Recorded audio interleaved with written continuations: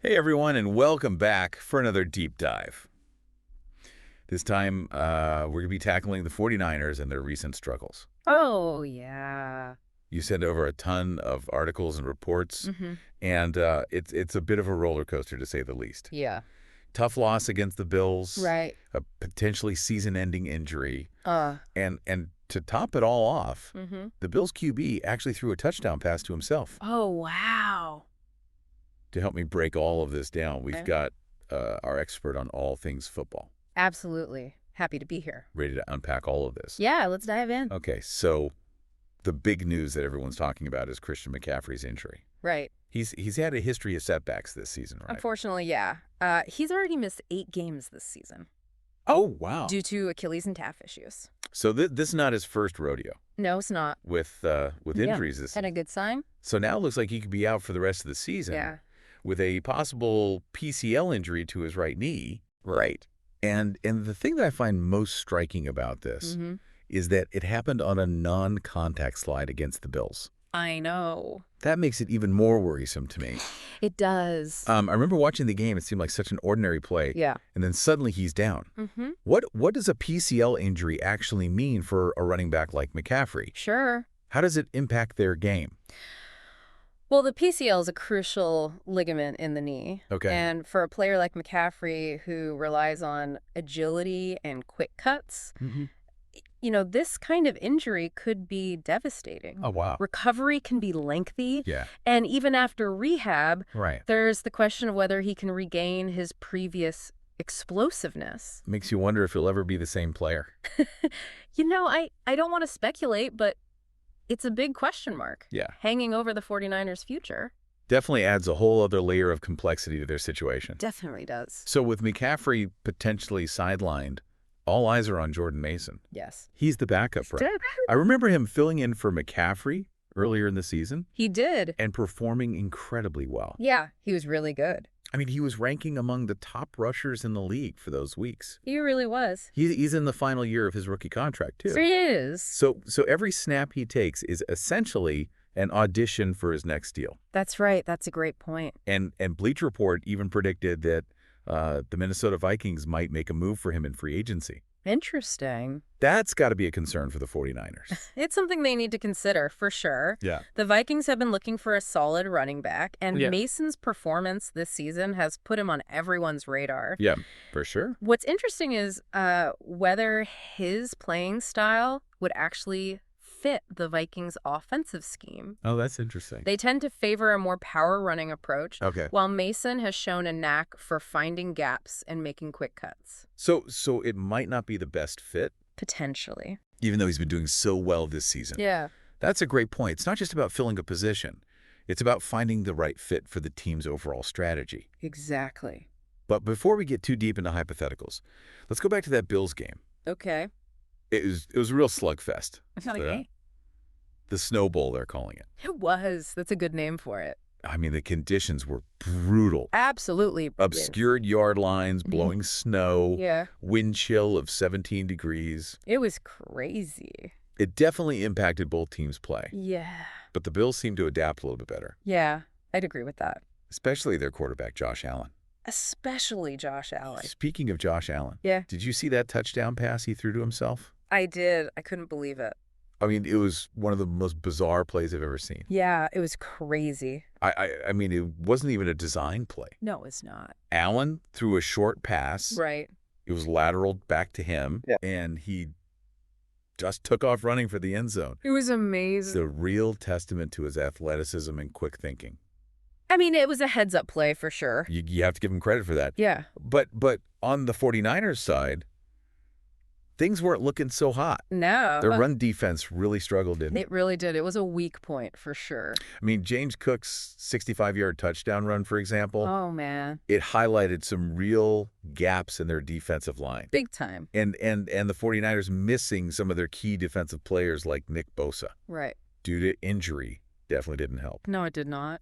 It felt like every time the 49ers got close to turning things around, Mhm. something else went wrong. It did. Like that fumble at the goal line by Kyle Juszczyk. Oh, man, that was tough. He was inches away from scoring, Yeah. potentially shifting the momentum of the game, Right.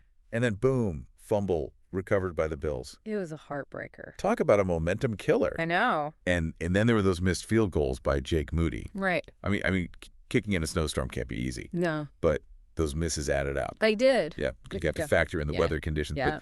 But at this level of play, every point matters. Right. It all contributed to a pretty demoralizing loss for the 49ers. Yeah, demoralizing is a good word for it. So with this loss, putting them further behind the Seattle Seahawks in the NFC West, Right.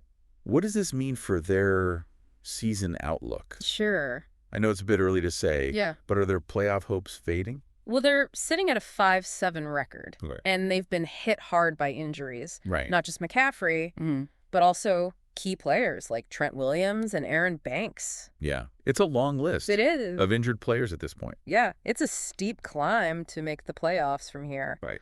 Especially considering their remaining schedule. It's not going to be easy, No, but they've shown resilience before. they have. So I wouldn't count them out entirely. Yeah, I agree. The question is, can they find a way to adapt and overcome these challenges? That's the big question. It's a real chess game, isn't it? Totally. Every move has consequences. And the stakes are even higher now with McCaffrey's injury. Yeah, they are.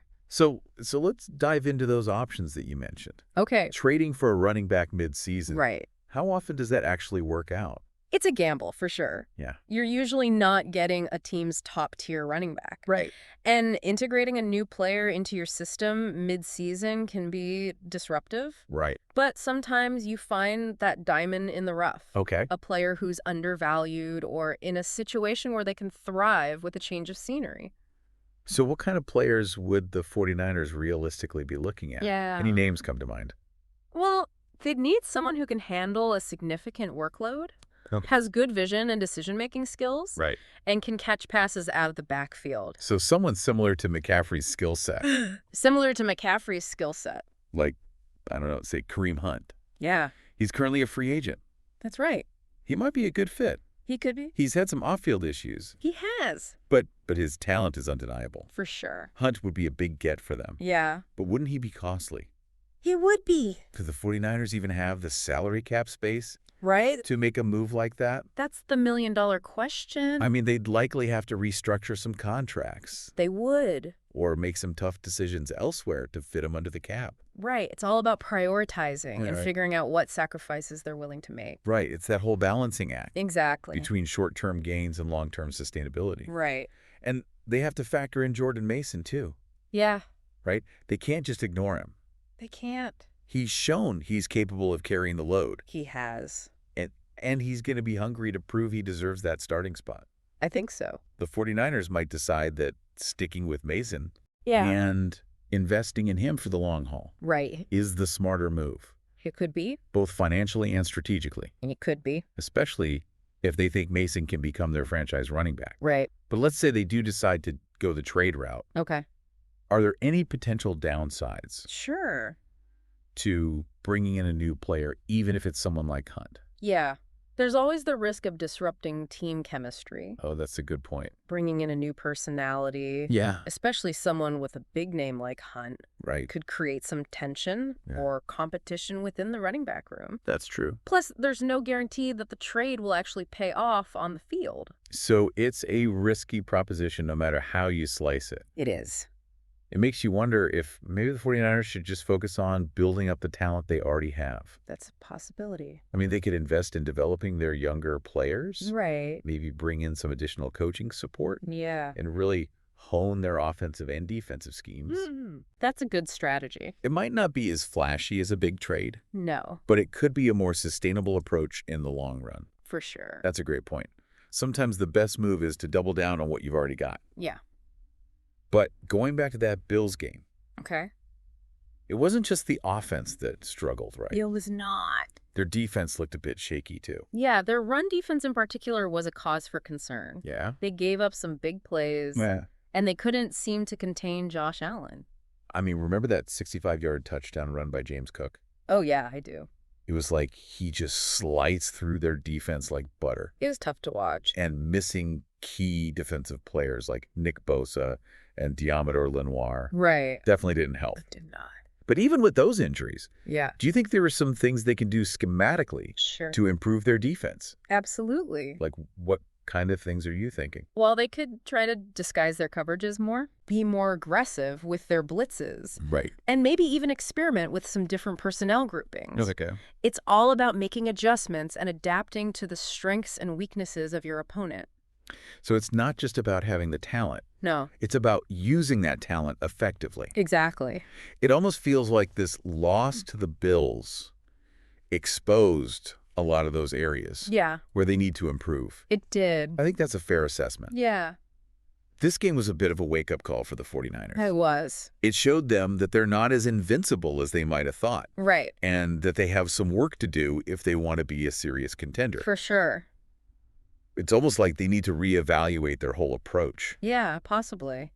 And it makes you wonder how much of this falls on the coaching staff. Right. I mean, ultimately, they're the ones responsible for putting the players Yeah, in the best position to succeed. they are. There's definitely some accountability there. There is. The coaches need to take a hard look at their game plans. Mhm. Their play calling Yeah. and their overall strategy. Yeah. Are they maximizing the strengths of their players? That's a great question. Are they making the necessary adjustments based on their opponents? Right. These are tough questions they need to be asking themselves. So it's not just about blaming the players. No. It's about looking at the bigger picture Exactly. and figuring out what needs to change at every level. For sure. This brings us back to the idea of Jordan Mason and his future with the team. Okay.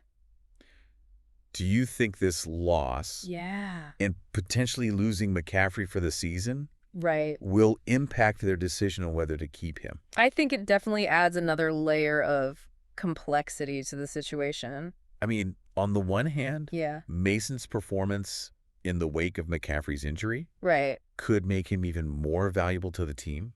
It could. They've seen what he can do when given the opportunity, Right. and they know he's hungry to prove himself. Yeah. Right. He's basically auditioning for that starting role right now, Yeah. and that could give him some leverage Right. when it comes to contract negotiations. Could. But on the other hand, if the 49ers are really serious Yeah. about making a playoff push this year, Right. they might decide they need a more experienced, proven running back, They might. even if it means giving up some draft picks or salary cap space to acquire one. That's true. So it's a tough call. It is. They have to weigh the potential of a young player like Mason Right. against the need for immediate results. Yeah. And speaking of immediate results, their next few games are crucial, aren't they? They are. I mean, they're facing some tough opponents, They are. including the Seahawks twice. Oh, yeah. Those games could very well determine their fate in the NFC West. They could. They're definitely must-win games Right. Yeah. if they want to keep their playoff hopes alive. For sure. But even if they do make the playoffs, Yeah. are they really built for a deep run? That's a good question. I mean, they've been hit hard by injuries. Their defense has shown some weaknesses, It has. and they're still facing some tough competition in their division. Right. It's a valid concern. They're going to need to get healthy and fast. They are. They're also going to need to tighten up their defense For sure. and find a way to be more consistent on offense, even without McCaffrey. Right. It's a tall order, Yeah, but it's not impossible. it's definitely going to be an uphill battle. It is. So as we wrap up this part of our deep dive, Okay. what's one key takeaway you'd like to leave our listener with? I think the biggest takeaway is that the 49ers are at a critical juncture. Okay. This loss to the Bills was a setback, Yeah. but it also presented them with an opportunity for growth. Okay. How they respond to this adversity, the decisions they make in the coming weeks and months Right. will determine their trajectory for the rest of the season and beyond. I love that. A moment of truth for the 49ers. And for you listening, keep this in mind. Mm-hmm. What's the one move you think would make the biggest difference for the 49ers right now? Right. We'll be back in a moment to explore some more of those what-if scenarios Okay. and see what the future might hold for this team. All right, we're back, and I'm ready to jump into these what-if scenarios. Okay. We've talked about potential trades, Right. developing Jordan Mason, Mm-hmm. shoring up the defense. Yeah, It's a lot to juggle. it is. What stands out to you as the most crucial element Mm-hmm. for the 49ers right now? If you're asking me to pick just one, Yeah.